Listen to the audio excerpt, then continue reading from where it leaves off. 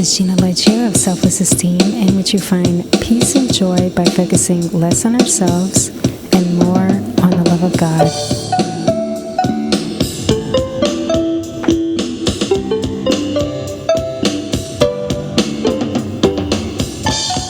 Today's topic is about a holiday custody schedule.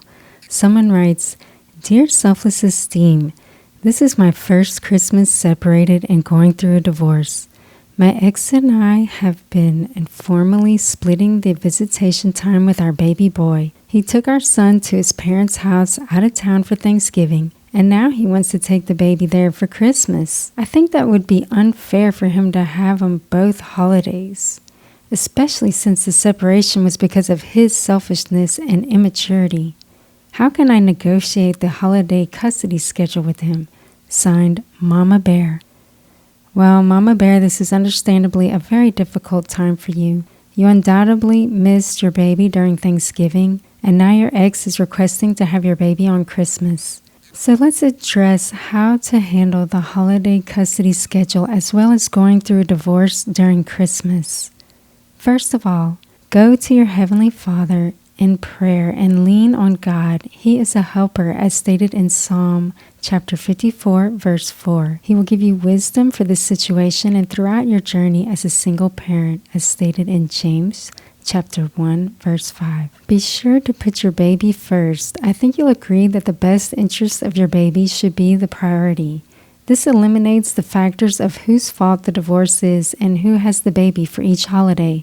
It simplifies the problem to only what the baby needs, which is peace between both sides of his family.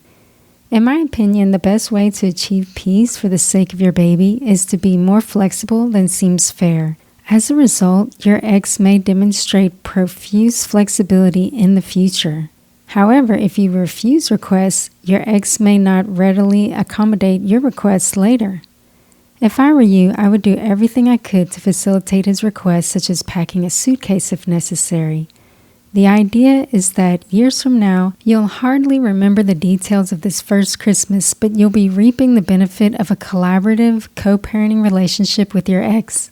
In an effort to avoid this type of situation in the future, mediators who work for the court system can help you and your ex create a visitation plan, including a holiday custody schedule. Also, you can consult with your family law attorney. Another recommendation is to take care of yourself. If your ex's, quote, selfishness and immaturity don't cause him to neglect and or abuse your baby, then your baby will seemingly be surrounded with love and care. With this assurance, take a break and catch up on sleep, exercise, and whatever else has been put aside because of your motherly duties. Join a support group for single mothers and people going through divorce.